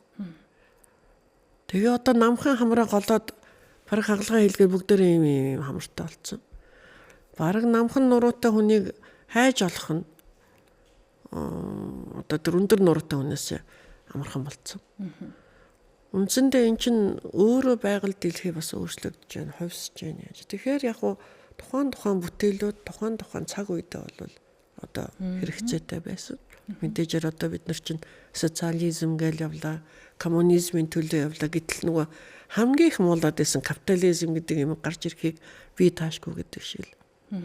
Тэгэхээр яг нийгэмдээ одоо нийгмийн тусгалдаа одоо хөгжим урлаг гэдэг чинь ерөөсө тухайн нийгэмд юу байснийхэн тусгал нь харагдаж яваад идэг.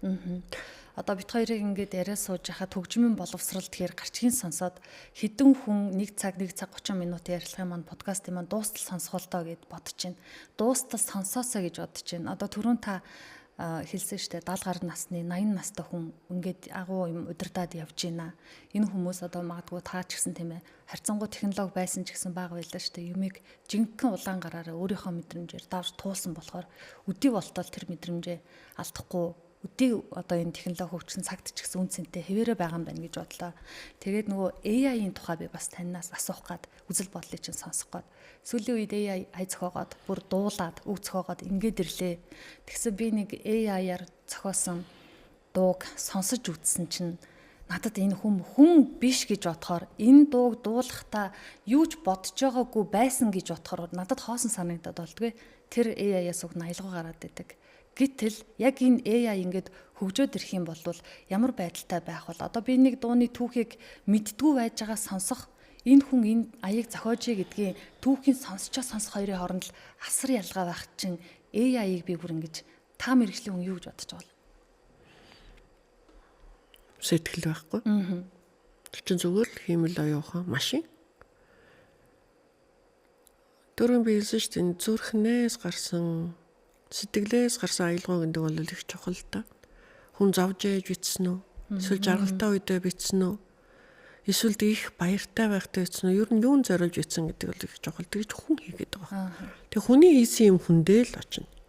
Гэтэл одоо энэ машины хийсэн юм чи үндсэндээ машин шүү дээ. Тэгэхээр технологиор гарч ирсэн аялгаа бол нэг цаана хүүтэн. Одоо нэг юм зөв бэлэгчд гээл хүмүүс гараад ирсэн одоо зөндөл дэм нэвтрүүлэг явдаг шүү дээ. Тэг ингээд зурган дээр ингээд гараа явуулаад мэдрээд шүү дээ. Энэ хүн байна. Энэ хүн байхгүй. Энд чинь сүт тааж байна. Энэ бол энэ ертөнцөөс явцсан байна. Эсвэл ингээд одоо тэг ингээд мэдэрч байгаад энэ хүн байна. Хаана нэгтэй байна. Тэгээ тэрийг зүгээр энэ шал худлаа. Шал дими гэж ингэж харж болохгүй л дээ. Энэ ямар өнцгөөс юуг тайлбарлаж байна? Энэ юу н байж болох уу болохгүй. Би бол дандаа тэгэж юмд ханддаг. Энэ байхгүй гэдг нь яаж мэдээд байна? Ингээ хүт даагаад нь яаж мэдээд байна? Тэ? Гэтэл чин дараад нь тэр үнэн бодит түүхийнийхээ тийм энэ хүн 3 жилийн өмнө нас орцсон ч гэдэг юм уу. Ингээд ярьж байна. Тэгэхээр энэ юу вэ? Эргээд нөгөө мэдрэмж. Эргээл буцаал юу орох гэж байна гэхээр хүн өөрийгөө судлаа. Та өөрийгөө судлаа. Та юу мэдэрдэг? Та тэг ингээд халуун хүднээ бас мэдэрч чаддаг юм. Ингээ мэдрэмжээ та сайжруулахын төлөө юу хийв? Тэгэхээр нөгөө мэдээж стандарт гэдэг юм яригдаад одоо тэгтээ гайхалтай стандартууд заримдаа тэр стандартыг ингээд хаг цохоод байгаа байхгүй. Тэгэхээр AI гэдэг чинь яг бас л нөгөө маш их мэдээллийн юмнуудыг нийлүүлээд нэг машин ажиллаж штэ гайхалтай гоё аялал гаргаж байна. Үгүй тэр AI чинь бас дуур муур балиат гаргаад байгаа шүү. Хөгжим зохиоцсон юм чинь. Тий. Тэр чинь одоо өөрөө л нэгэн хөгжим зохиоцсон юм чинь тэр хөгжмийг одоо дуугаар илэрхийлжүүл одоо тий дуучин тэгээд дуурийн урлаг. Тэр одоо хөгжмийн бүтээлийг яа дээ. Бүжгээд балиатаар илэрхийлвэл балиатын урлаг болоод гараад байна. Тэгэхээр нэгэнт тэр AI чинь хөгжим зохиогоод байгаа юм чинь тэр нь дуугаар хөдөлгөөнөөр хүний хоолоогоор гараад ирэхээр тэр дуур балиатууд бий болж. Бид нар яг нэг удаагийн том хурал дээр за ChatGPT дээр ороод найралтуу гэж одоо ирээдүйд найралтуу ямар байх гэсэн асуулт тавьж байгаа байхгүй. Одоо хүмүүс чинь нөгөө сонирхолтой асуултанд асар урдан боловсруулга гарч ирж байна шүү дээ. За тэгээд найралтууд ингээд нэг айхтар юм нь бол юм байхгүй. Хүмүүс ингээд юмыг их сайн ухаж ойлгож байгаа хэрэгтэй. Та байж болно нэг дуучин. Тэгэхээр ямар ч гэсэн нэг амьд организм байгаа байхгүй. Цаана олон хүн найрал дуугаар дуулж байна. Тэгэхээр тэр нь бол AI-гаар хийж байна. Одоо 4 хоолоогоор магадгүй 40 хүн дуургаж болно шүү дээ. Нэг хоолоогоо л хийжвэл 10 хүн 10 гэдэг ингээд үржүүлээд тавьчихдаг юм байхгүй юм чи механизм юм чи. За тэгээд тэр дотор нэг амьд хоолой байх хэрэгтэй болчиход байгаа байхгүй. Тэгжээж тэр нэг жоохон наашаага нэг амьдлаг юм руу орж ирэх гээд. Сүнслэг юм руу орж ирэх гээд. Зүгээр огт тийм одоо нэг хүний хоолой орохгүйгээр ингээд явахлаар яг хүндий хоосон хүйтэн.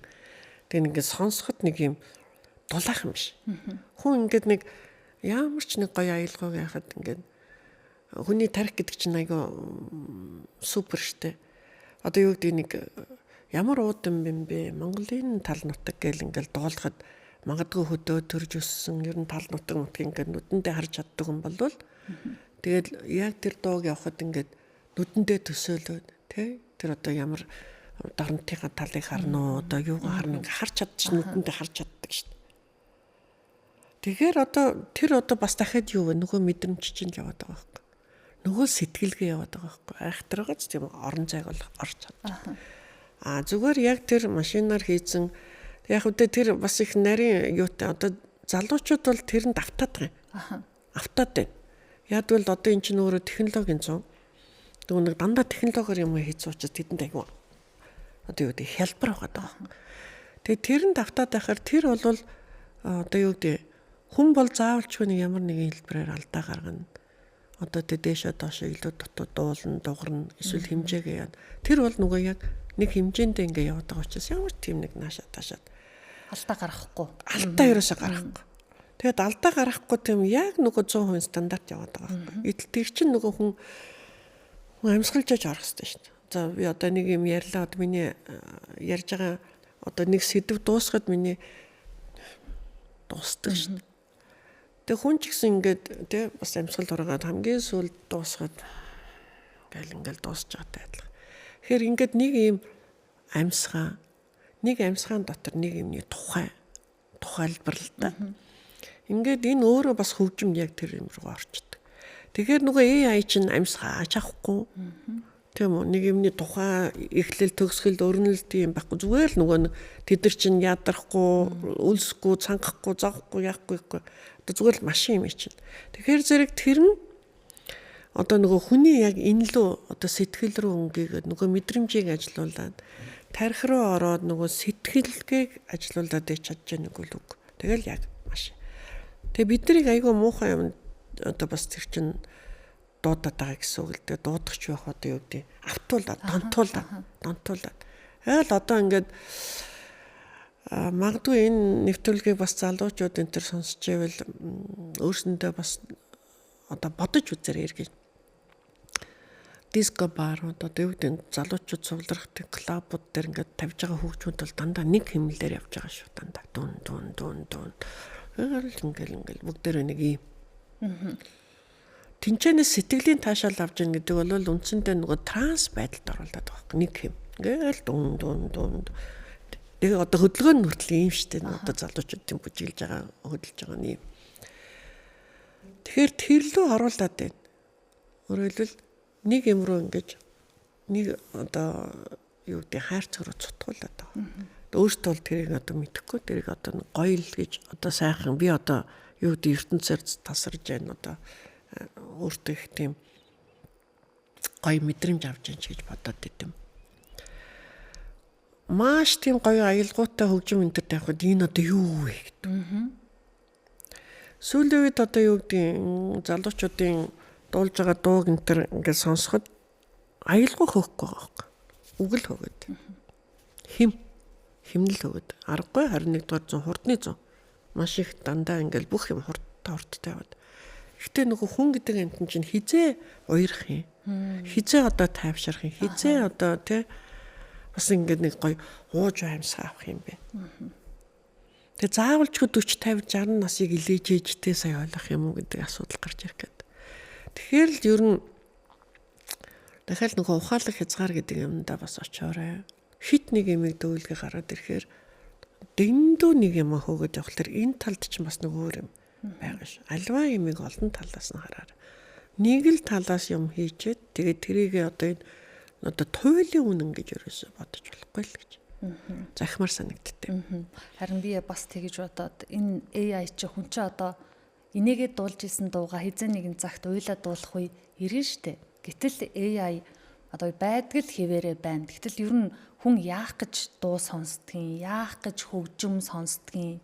Одоо ингээл байж хахад би нэг дуу сонсоход багтаа сонсч исэн дууг сонсоод багын мэдрэмж сэргээд яг энэ орчин одоо болж байгаа стрессийг тайлаад ч байдаг юм уу. Миний толгой доторх бодол өөрчлөгдөд сэргсэн шиг мэдрэмж надад төрж байгаа юм. Гэтэл хүмүүс ингээд яагаад ийм юмд хошуурдаг юм бол гэсэн бодол надад бас төрдөг. Гэхдээ энэ нь айхтар техник технологиг эсэргүүцэл те би ингээд нуучнараа юм байх дуртай гэсэндээ бас биш. Яг л нөгөө таны хэлж байгаа шиг нэрээ яагаад юм бол ингээд ийм хിവэрэ байгаад байвал бид нар хаана хүрэх юм бол гэж боддөг болов уу гэж бас бодоод байдгийн.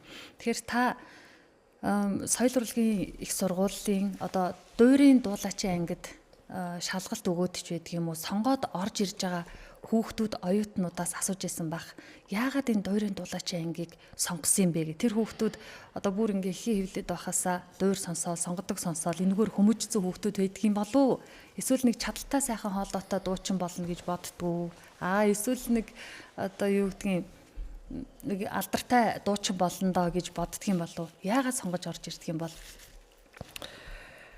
за сонголтоо хийж байгаа хүмүүс бол өөрсдийнх нь л одоо зорилго байх л да. Би нэг 26 жил ажилласан байна. Соёл урлагийн сургуульд ороод. Зөвхөн өмнө бол одоо Монгол улсын консерватори гэж нэрлэж байгаа хөгжим коллежид ажиллажсэн. Ер нь бол ингээд яг энэ соёл мэргэжлийн соёл урлагийн боловсролын салбарт нэг 36 орчим жил ажилласан байдаг. Яг боловсролын салбарт. Тэгээд би түрүү ярианыхаа ихэнд ингээд би одоо энэ олон жил ингээд сурлаа, бас хүн сургалаа. Тэгээд үр дүн юу юм? Үр дүн юу юм? Үр дагавар нь юу юм? Ингээд дандаа тэгж эргцүүлж боддог бас. Тэгээд хамгийн сүүлд нь одоо хариултаа бүрэн олцсон биш л дээ. Тэгтэл эхлээд ерөөсөө хүн байх л учиртай. Хүн байна гэдэг нь юу гэсэн үг? Зүгээр нэг хоёр хөлд хоёр гартаа гэсэн утгаар нь биш шүү дээ. Ерөөсөө маш сайхан сэтгэлтэй чадварыг бол хүн яаж игээд давтаад л авал эзэмшиж болдог гэд. Зөв хүн байна гэдэг л хүн чанартай хүмүүстэй тий. Хүн хүнийхээ төлөө байдаг ийм уран бүтээлчийг төрүүлэх юм бол тэр уран бүтээл маш сайн амьдарч явж чадна. Зүгээр хүний одоо төрхтэй зүгээр зан ааш арын шин тийм хүнээс бол гайхалтай уран бүтээл гаргаал гайхалтай явна гэдэг бол бас жоохон удлаа юм шиг үл. Дуурийн дулаачаа ингээд дуур муурч гэж ярьдаг юм дөө. Ер нь зүгээр дуучин болно л гэдээ ороод ирдэг. Тэгээ манай соёл урлагийн сургууль чинь дуулах урлаг хөтөлбөртэй. Гэхдээ тэр нь дуулах урлаг хөтөлбөр нь уртын дуу, ардын богино дуу, за дуурийн дуулаач, орчин цагийн дуулаа ингээд дөрвөн төрлөөр одоо оюутнуудаа элсүүлж авдаг. нэг хэсэг жавхлан баясгалан шиг дуулна гэж орж ирсэн. За тэр үед бол гайхалтай тогшорсон. Ерөөсөө дуурийн дуучин гэж ярихгүй. Тэд нар ч ерөөс яг жавхлан шиг болно, яг баясгалан шиг болно гэдэг. Тэгээд нөгөө соёл урлагийн сургуулийн гадна талд тэр элстэй шалгалтаар чинь зөвхөн найр наадам болж байгаа юм шиг болдог байлаа. Маш их дуучид төрөн гарсан. Тэгтэл ингээл цаг хугацааны ирэхээр те тунж үлдээл яг дуучнууд нь үлдээл нөгөөдөл нь ингээл тэгэл амьдрах ирэхээр өөр юм хийгээд явчихж байгаа хүмүүс бол би. Би бол яг энэ одоо юу гэдэг бид нар ч ингээд 7-8 наснаас суралцсан. Одоо энэ сонгодог урлаг гэдэг чинь өөрөө тийм бага наснаас явдаг урлаг. Хөгжим үжигт 12 жил. Эргээ дахиад Орос оронд одоо бидний үед ч болоороо дийлэнх хүмүүс ч Орос оронд сурдаг байлаа шүү дээ. За Орос оронд тэгэл хэлний бэртгэлтэй тэгэл одоо бидний үед бол магистр гэж байгаагүй. Ямар ч гэсэн 5-6 жил дахиад бакалавр аавна. Нөгөө 12 дэх чинь 6 жилийн 18 жил. Магадгүй дараад нь сүүлд 90 он гарсны дараа магистр гэдэг. За нэг 20 орчим жил. Зөвхөн суралцсан хугацаа. Хүний насаар 20 нас гэдэг чинь бас агуу нас үстэй. Агуу олон жил. Тэгэхээр ингээд яах аргагүй тэрүүгээр бүр нефт ингэж шингэж яг энэгээр ингэж амьсгалж тий яг энэ амьдралтай болоод мөнхийн ингэж холбогдсон. За энэ дээрээ сурсан мэдснээ эргүүлээд өөр хүмүүст тий одоо босод хүмүүст сургаж мэдүүлэх гээд ингээд эргээд сурсан юм ажил дээр. Би бараг нэг 15 жил ажиллаж агаад багшилж агаад гинтхэн гэхдээ би ер нь юу заагаад байгаа юм бол яг л нөгөө AI шиг юм заасан байгаа хөөхгүй. Ингээл зарим нь ярьдаг гэсэн чинь ингээ ганаа хөш хичээл ингээл маргааш нь шууд ингээл яхад яг яасан ингээл асуудаг. Яг яасан ингээл яг тэрийг л ингээл мэдчих хэвээр гэдэг. Ингээл робот шиг юм хийсэн байгаа хөөхгүй. Эргүүлээд тэрийг за одоо хүүхдүүдээ энийг цөмөрөө тий одоо хөгжимдөр ингээд хөрвүүлээд ингээ гэсэн чи чаддаггүй. Нэг ч хүүхд чаддаггүй. Одоо тэр дуурсгах ухаан гэдэг хичээл. Би бүр гайхлаа. Хитэр яагаад энийг ингэж чадахгүй юм бол өөрсгөө бодоод балаа юм шиг. Тэгээд төгөлдөр хуур дээр ингээд тоглох хэрэгтэй байхгүй. Тэгээд чадахгүй болохоор нь за би чи төгөлдөр хуурын хичээлийн дотоо заасан юм уу? Гэтэл нөгөө онлын хичээлээ заагаад онл нь эргээ практик дээр ямар ач холбогдолтойг заагаагүй харагдсан байгаа байхгүй. Яг гоо тэр хичээл нь онлын хичээлдээ. Гэхдээ энэ онлыг сурснаар би амьдрал дээр яаж ашиглах хэрэгтэй юм бэ гэдэг хариуг нь авчиж өгөөгүй заасан байгаа. Тэр нөгөө багш болж байгаа хүн чинь өөрөө ч гэсэн бас сураал явж байгаа шүү дээ. Тэгээд эн чинь ер нь практик дээр энэ учраас одоо би энэ дуулж сурахын тулд нот гэдэг юмыг сурах хэрэгтэй юм байна. Тийм учраас би сайн дуулж, сайн одоо юу гэдэг тэр хүмүүсийн олон бүтээлүүдтэй танилцахын тулд энэ нот гэдэг юм зайлшгүй сурах юм байна гэд надад энэний хэрэгцээ байгаа учраас би энийг сурах хэрэгтэй юм байна гэдэг энэ ойлголт руу буцаж ороод тэгээ яг тэр үед би их сургуулийн багш болж байсан. За тэгээд хүүхдүүдэд заахтаа төгөлдөр хуур дээр тоглоод юм уу эсвэл ямар нэг юм тайлбарлалчихдээ. За юм байна. Энийг сурахын тулд та нар яах ёстой? Та нар нотл сурна. Өөрөлдвөл тэр нууц руу нэвтрэхийн тулд төлхөөр нь нот байгаа. Тэгээ энэ нотыг гарамгаа сайн эзэмсэх юм бол хямгаан бүтээлэгч гадаад ч байна уу, дотоод ч байна уу. Хямгаан бүтээлэгч аваад тэрийг уншаад, тэрийг сураад, тэрийг дуулаад тэгээд өөрийнхөө одоо уран сайхны дүр төрслөл илэрхийлэлээр тэрийг сайхан гаргаж дуулна. Маш олон дуучдыг бол тэгэж одоо соёл урлагийн их сургууль гаргасан. Олон дуучдад бас юм онлын хичээлийн заасан. Тэгээд дуучид явандаа ингээ ялгараад тунжулдээд тэгээд одоо бүхэл юм цаг хугацааны ирэхээр л тэгэл яг л одоо бүр цаанаасаа төрөлхийн ясны дуучид нь бол тэгэл одоо заавалчгүй дойрын театрт ажиллана уу, үндэсний урлагийн их театрт ажиллана уу, хаана ажиллана хамаагүй, огт ажилгүй байна уу хамаагүй. Яг л тэр нөгөө дуучдууд нь ингээд яг өстой нөгөө ясны дууч чинь тэгэл дуучнаар болдчихд юм байна. Хичнээн олон янзын бүрийн сургууль төгссөн ч гэсэн дуучнаа хийхгүй явж байгаа. Тэгэхээр нөгөө дахиад нөгөө боловсрал гэдэг чинь хүн болгонд ижил хүртээмжтэй тэгш ингээд атсан ч гэсэн эргээд тэр хүн өөрийгөө мэдрээд ирэхээр би дуучин байсан уугүй юу гэд. Дуучин хүн гэдэг бол зөвхөн хоолойны бяд. Одоо юу гэдэг би амар мундаг хоолойтой өргөн юм одоо цараатай гэдэг биш. Тэр дуучин хүн ухаанаар дуулна гэдэг чухал. Маш том ухаанаар. Дээрээс сэтгэлээсээ дуулна. Тэгхийн бол тэр дуу хоолой өөрөө захирч чаддаг шүү дээ. Зүгээр автоматар ингээд те нөгөө тамил олоо тавьчаад тэрэн дээрээ дээшээ доошоо дуурна гэдэг бол бас тэнд чадахгүй нөгөө дахиад нөгөө чадварын асуудал. Тэгэхээр боловсрал гэдэг бол өөр асар том чадамж байгаа. Тэгээ би тэр чадварыг эзэмшихийн тулд боловсрал эзэмшээд байгаа. Боловсралыг юунд хэрэглээд ихээр би магадгүй би дуучин хүн байлаа гэхээр маш сайхан дуулж сурахын тулд тэр доор байгаа бүх тэр онол тэгээ практик тэр бүх юмнуудыг эзэмшихийн тулд би боловсрал аваад байгаа.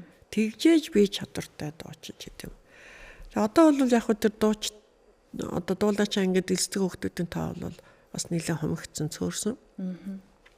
21-р зуун ч одоо зөвхөн нэг хэсэг ч манай соёл урлагийг сурвалж жүжигчдийн тоо зөндөө. Дуучдын тоо тэгээ бараг л одоо хүмүүс муулахтаа за суйс одоо бөө нийтийн дуучин бөө хошин шогийнхныг гаргасан гэд. Яах вэ? Тэгэл хошин шог гэж нэрлэнүү, нийтийн дуучч гэж хэлнүү. Тэгтэл тэд нар тодорхой хэмжээний одоо тэнцэнэс гоо зүүн ч гэдэг юм уу. Эсвэл одоо урлагийн тэр мэдрэмж таашаалыг бол авч сурсан баг. Ядаж л одоо тэг хүмүүс муул хэлээд идэв. Тэгтэл бас би авч явж байгаа тийм замыг сонгоогүй байсан бол тэр хүн өөр одоо зам сонгоо явсан бол өөр тэрнээс ч дор ч юм уу. Явж явах бас байж болно шүү дээ. Нөгөө үнэн ч үзэгч бэлтгэсэн гэдэг шиг тийм ээ ядаж тийм шүү дээ. Тийм. Хөгжмийн боловсрал гэж ярихгүй гэдэг. Хөгжмийг мэдэрдэг болъё гэвэл би одоо яг үнийг хэлэхэд их нөгөө сонгодог сонсоол төгөлдөр хуурын аялгау сонсож өсөөгүй л дээ. Гэхдээ л одоо нөгөө хүүхдүүдэд бас учиртай байлгыг, мэдрэмжтэй байлгыг гэж бодож сууж байгаа ээж хүн учраас хүн ер нь төгөлдөр хуурын аялгау сонсоод юуг нь мэдрэх хэрэгтэй юм бэ? Одоо таны түр хэлдэг шиг нөгөө алдартай хөгжмийн зохиол 5 настай байхдаа аялгау зохиосон гинлээ гэдэг яриаг чинь би сонсцсон болохоор тэрийг бодож суух одоо сонсох хэрэгтэй юу? Энийг та нэг хэлж өгөөч. Тэгхийн бол илүү утга учиртай болно гэд та нэг ярьсан да. Төгөлдөр хуур гэдгийг бол бадраг их сайхан орчуулж орж төгс төгөлдөр тийм үстэй үгээл ингээл бодох хэрэгтэй. Гэтэл тэр төгөлдөр хуур гэдэг л өөрөө хаан хуур гэдэг нэртэй. Бүх хөгжмийн яг одоо суур. Төгөлдөр хуур гэдэг хөгжмийн зэмсэг хамгийн өргөн цараатай. Хамгийн одоо нам их шиг хамгийн дээд их шигтэй явж байна. Бусад хөгжмийн зэмсгүүд бол яг төгөлдөр хуур шиг тийм өргөн цараатай биш. Төгөлдөр хуур чинь 88 даралттай. Тэр хамгийн нарийн их шиг энэ хамгийн бүдүү их шиг хоёр ингээ гаргаад тэрийг одоо төгөлдөр хуурч бүтэн эзэмж. Өөрөөр хэлбэл симфони найрал хөгжмийн одоо дуурьшлыг бараг төгөлдөр хуураар одоо лист гэдэг хөгжмийн зохиолч бол яг симфони оркестр шиг дуургадаг. Тэ? Тэгж ашиглаж чаддаг гэсэн. Төгөлдөр хуураар уйлж болно. Төгөлдөр хуур хөгжмөр хүний уйлж байгаа сэтгэл, гуниглж байгаа сэтгэл, эсвэл баярлж байгаа сэтгэл, эсвэл одоо юу гэдгийг одоо харуулслын ингээд бүх юмыг бүх төр төрхийг илэрхийлж болно. Тэр хөгжийн зэмсгээр нь шүү. Тэрийг хөгжимдж байгаа нь төгөлдөр хуурч шүү дээ. Тэр төгөлдөр хуурч болгон тэр нь хандж байгаа хандлага нь бас өөр. Яг нэг адилхан хөгжмийн зохиолыг одоо 3 төгөлдөр хуурч хөгжимдтэй 3 өөр л хөгжимдтэй. Тэгээ тэр нь юу вэ? Тэр хүний бас л өөрийнх нь сэтгэлгээ тий тэр хүний өөрийнх нь одоо юу гэдгийг мэдрэмж нь яаж хүлээж авсан. Одоо шилбэл юу гэдэг Бетховены сарны санаат гэл яг л нэг нот бичигдсэн.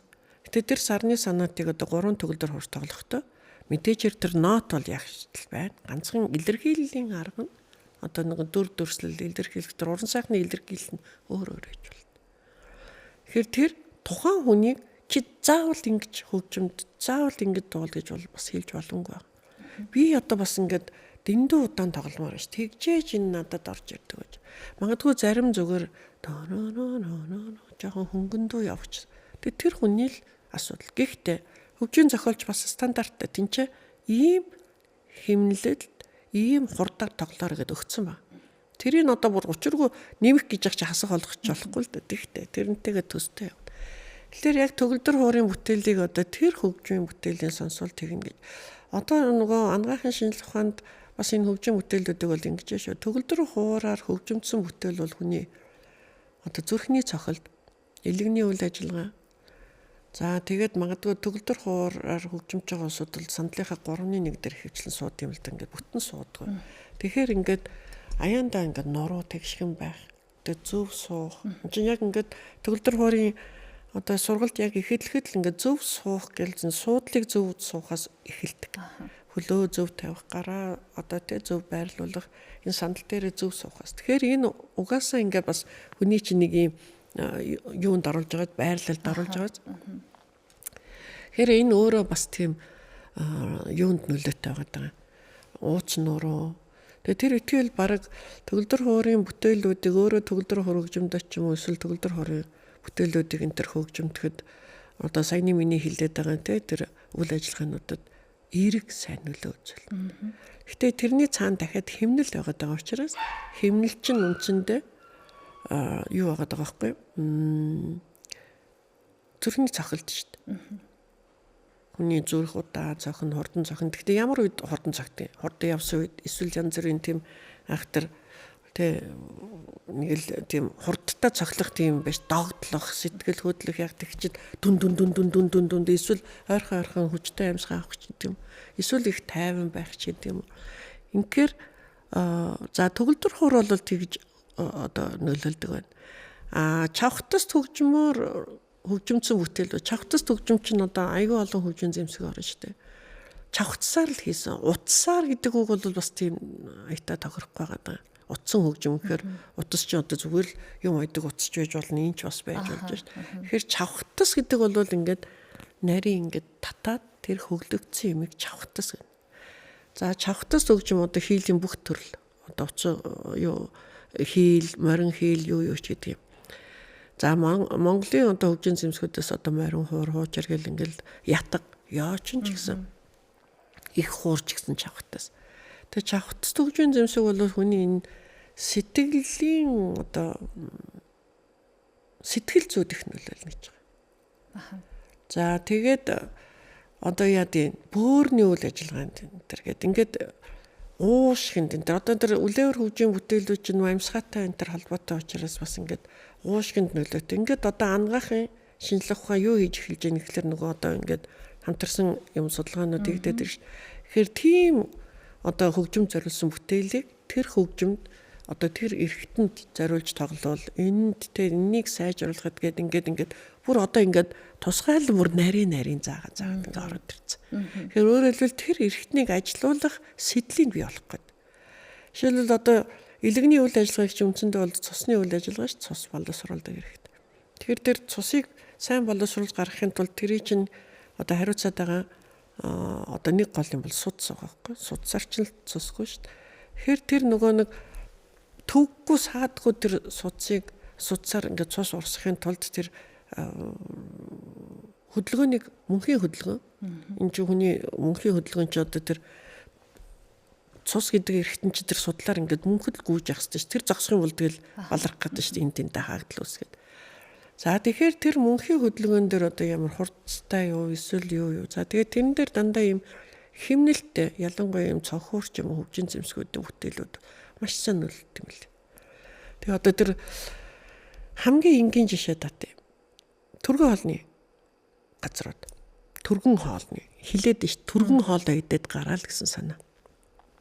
Тэн дээр нэг тансаг аялгау тавьчаал за та түргэн хоолоо идээд гараагүй. Тэр нөгөө тансаг гоё аялгуунда тайвшраа тэгээд тэр хурдан мурдан идэж гарахгүй. Түргэн хоолны газрууд бол дандаа тийм нэг одоо хурдацтай, хэмнэлттэй богино хэмнэлттэй тийм хөгжмөнүүдийг тавихаар тэр чинь олон хүнд үйлчилж шүү дээ. Гэтэл одоо тансаг ресторан ч юм уу тийм дээр тийм тавьчихвал хүн чинь бас л ингээл хурдцтай. Тэгээ намайг удирдах байгаа хөгжим. Гэтэл тэнд бол дандаа тийм одоо маш тансаг, маш тайван одоо хүн их сайхан. Тэгээд одоо тэр хутга сэрэндээ хурж байгааг ч гэсэн харахад яг харагддаг байхгүй. Тийм сайхан хөгжинд яатсан байх чи тэрийг бүр хэрчиж байгаа нүртэл өөрөө гооз.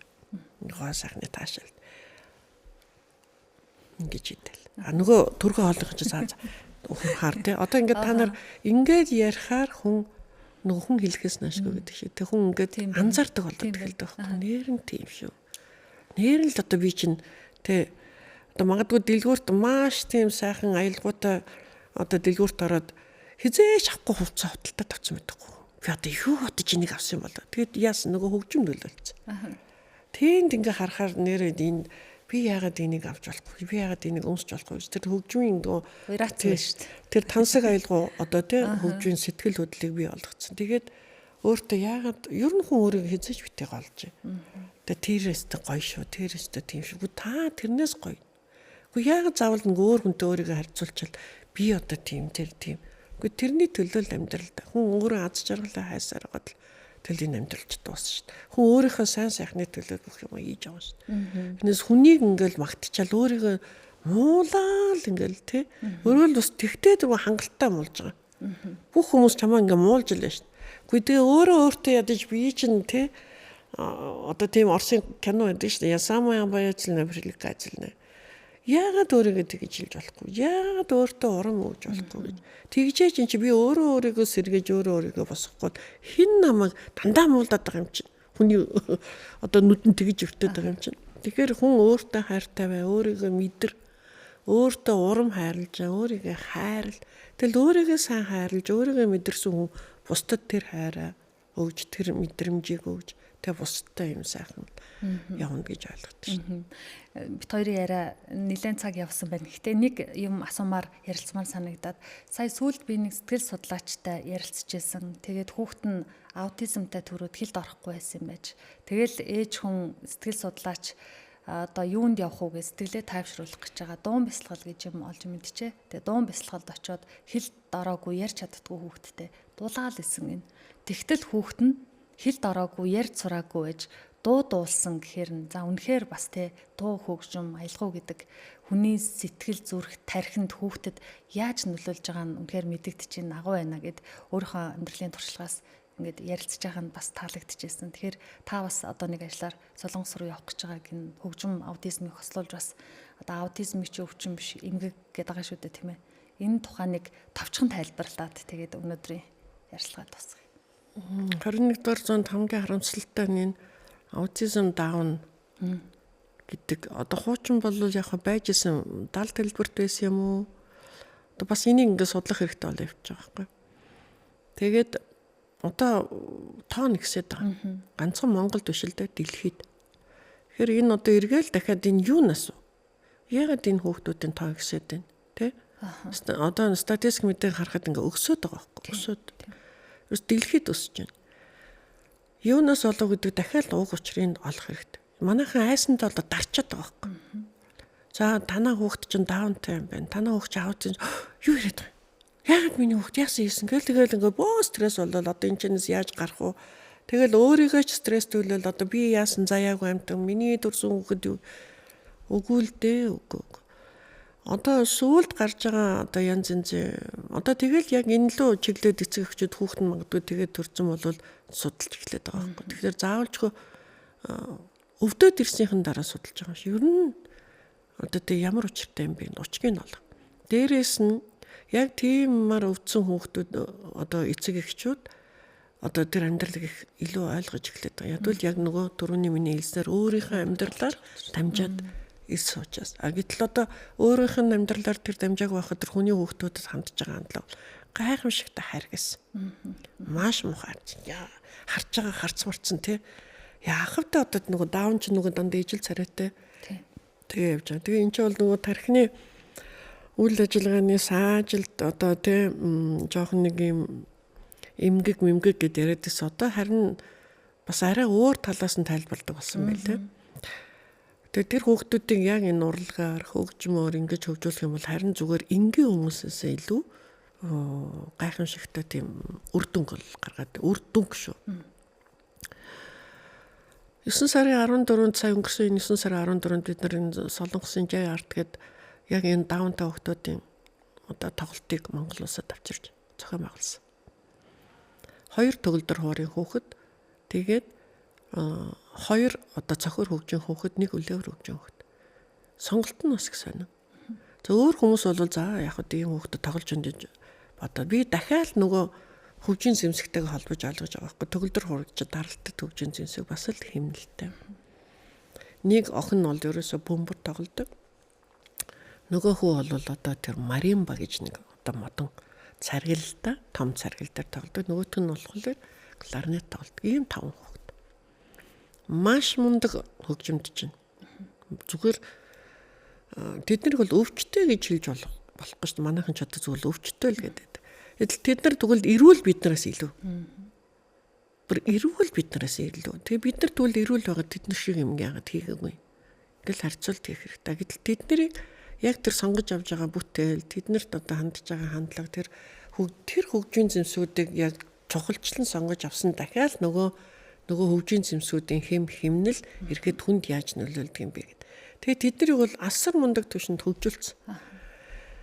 Тэгээд тэр үед би одоо энэ Монголын даавны холбоо, Монголын аутизмын холбоо гэдэг юмтай л одоо ингэж харилцаад одоо нөхөрлөн гэж арайч бодлоо л да, зүгээр харилцаад. Зүгээр тэднэрт бол маш том сэтгэлийн дэм хэрэгтэй. Хүн болгон хашааны гадналт тавьчихад байгаа. Тэгээ би тийм хүүхдүүдийг авчирсан, саажилттай, юутай, оюуны хомсдолтой гэж хэлээд байгаа. Тэр хүүхдүүд яагаад ингэж бидэртээ нэг нийгэмдтэй нэг агаараар ингээм амьсгалж яагаад тэднийг тэнд хинчгүүтэй гадналт навж тавиад байгаа юм бэ? Тэгээд тэр тоглолтын нэрийг ирээдүй бидний оролцоо гэдэг нэртэй тавьсан. Өөрөлдөө тэд ч гэсэнтэй энэ нийгэмд оролцоотой байна. Гэхдээ бүр маш эерэг орол. Тэд нар ч харин маш сайхан сэтгэлтэй юм бэлээ шүү. Хүн туслая, өөртөө тийм болгоор хүнээс хайр, өөртөө ч гэсэн хүн ядаж тэд нар дандаа инээдэг. Их тийм сэтгэлийн тэнхээтэй болсон. Хүн болгон нөгөө янз янз цандаад байгаа болохоор тэднэрээс нөгөө ингээд одоо намайг тэ хайрлаач гэдэг юм уу? Одоо тэдний сэтгэл зүйн нэг тийм талдаа дандаа инээдэг. Би тэднийг уурлаад бүр тэнцээ ингээл байхын бол хараагүй.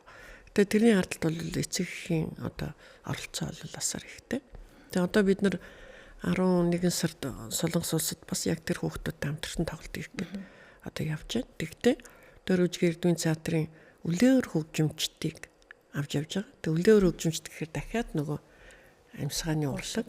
Тийм тэгээд л нөгөө уушиг дахиад нөгөө тэр одоо оюун сэтгэл мэдрэмжид нөлөөлөхөж. Тэгээд тэнцээ очиод тэрийг хийгээд за энэ асуудлыг ер нь энэ одоо чиглэлийг ерөнхийдөө бол Монгол улсад нэлээд дэлгэрүүлэх хэрэгтэй юм байна. Тэгээд энэ хүмүүстэй бас ингээд ойлголцсон төвшөнд ажиллах хэрэгтэй юм байна. Зэрэгцээ орших хэрэгтэй юм байна. Тэд нарыг яг ингээд хөгжмийн урлагаар хөгжүүлэхэд тэднэрээс бол гайхалтай мундаг одоо орч чадрын өндөр түвшин гарч ирд юм байна. Сая бүр харчлаа шүү дээ. Үнэн байна. Одоо тэгээ юуг энэ үннөө хотлаа юу? Яах вэ? Ингэж явах уугүй бодох шаардлага байна. Чигээрээ тийшээ хөдлөх хэрэгтэй. Тэг учраас саяны ээж бол зөв хийсэн байна. Тэ? Одоо бүр ээрээ хүүхдүүд бас байдаг шүү дээ. Ингээл гацчихдаг. Тэр бас айцтай холбоотой байхгүй ямар нэгэн одоо 2 3 наснда ямар нэг юмнаас хурц айснаас болдог гэж байна. Тэгээд тэр ээрэг одоо гаргахын тулд дандаа аялгаугаар ярьдаг. Би одоо тэгмээр байна. Тэгсэн чинь одоо ингээ хүн шүлэг цээжлэхдээ хүртэл манай хүүхдүүд хэлжсэн шүү дээ одоо 10 жилд дуугаар цээжилсэн чи хурдан цээжилж. Зүгээр ингээл те одоо юу би монгол хүн гэж цээжлэх гэхлээр ингээ зүгээр хуураа уншаад ахаар цээжлэгдэхгүй. Аялгаунд оролцсон ч харин айгүй хурдан цээжлээд байна. Тэгэхээр тэр хэрэггүй ш маш хэрэгтэйг нь мэдэрсэн. Гагцгүй яагаад би тэгж одоо тий нэг ухааны нь олохгүй урчгийн тайлахгүй л юм л та. Яагаад би аялгаугаар дамжуулахлаар сураад байна. Тэгээ саяны ээжид бол баяр хүргээ зөв зам сонгосон байна. Тэгээ яг ингэж байгаа бас хүмүүс байгаа шүү. Ер нь бол одоо манай хэл ярианы техникийнх юм бол тэгээ хүүхдэд одоо зүгээр тэр үг үсэг тайлбарлаж ойлгуулгаас илүү яг бас энэ хөгжмөөр дамжуулж ингэ. Тэгээд энэ их олон юмд нөлөөтэй байгаа. Тэгэл эргээд ингээ бодохоор энэ болгон чинь бас л янз бүрийн нөгөө хүний хөгжилд бэрхшээлтэй асуудлууд гарсныг шийдээд байгаа гарч нь хөгжмийн л янз бүрийн хэлбэрийг ашиглаж гаргаад байна гэ. Тийм учраас ингээд хөгжмийн урлагт одоо сэтгэл зүрхээ өгсөн хүн болгон нэг ийм дагалгавартай юм шиг ийм ажил хийгээд байгаа. Хэрэгтэй юм байна. Тэгэх юм бол одоо миний 40 жил сурсан те одоо энэ хөгжмийн урлагийг одоо нэг ядаж нэг 20 хүнд нэг буян үлдэх хэрэгтэй. Сэтгэлийн дэм өгөх хэрэгтэй. За маш их баярлалаа. Тэгэхээр сонсогчдоо үзэгчтэй өнөөдрийн хөтөж подкастын зочноор хөгжим судлаач Гиндэнгийн ганццгийг урьж бид ярилцлаа. Өнөөдрийн бидний ярьж байгаа сэдв хөгжмөөр хүүхдэд төлөвшүүлэх, хөгжим одоо хүний мэдрэмжинд яаж нөлөөлдөг вэ? Одоо ингээл зөндөл юм ярьлаа да тийм ээ. Сүүлийн үеийн техник тоног төхөөрөмж хүчээ авч байгаа энэ үед бид нар мэдрэмжтэй байж аж хүнээс л гардаг тэр торгон мэдрэмж байж аж одоо яг техник технологийн доор нь биш дээр нь байх тухай ярилцлаа. Танд маш их баярлалаа. Олон хүн сонсоосоо гэж бодож чинь таны ярилцлага үзэл бодлыг. Авах гэхийн ухаанаар хандаарай. Нөгөө нэг хүнээс гарч байгаа яг гэхдээ энэ ч бас тодорхой судалгаатай явж байгаа. Тэрнээс ингээ бүх юм 100% үнэн тэ 100% баталгаатай гэж хэлэхгүй. Гэхдээ энэ бол сэтэл өгж байгаа. Та нар бас судал өөртөөх одоо унш, хаар, үз тэ суусан цэцнээс явсан тэнэг гэдэг. Тэгээд энэ тэнд явж байхдаа дандаа энийг анзаарч дандаа ингэж. Тэгэл эцсийн дүндээ бол хүн хүнийхээ төлөө бай. Хүн хүнээд хайрлая. Хүн эхлээд өөрийгөө хайрлая. Эргээд хүн хайрлая. Хүн хүнийхээ төлөө явах юм бол тэр AI байна уу?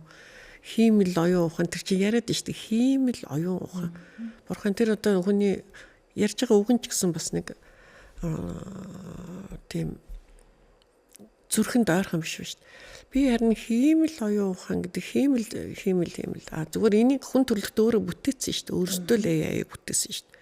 Гинтг ямар өөртөө хаа нэгтэйг сүрж ярив. Тийм учраас энэ хүн төрлөختөө энийг өөртөө бүтээсэн учраас энийг баг бүтээгдсэн юм өсвөл бүтээгдмэл оюун ухаан гэж нэрлүүл яа гэм бэ гэж зүгээр би дотроо тэгж боддتي.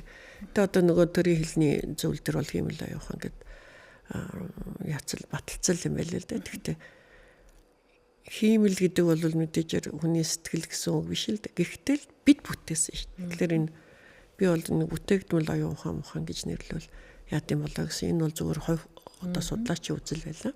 Тийм байна. За баярлалаа сонсогчдоо. Хөгжингэр радио хөтөж подкаст хөтлөгч Яма сонсогч та бүхэнтэй хамт байлаа. Дараагийн дугаараар эргээд уулзъя.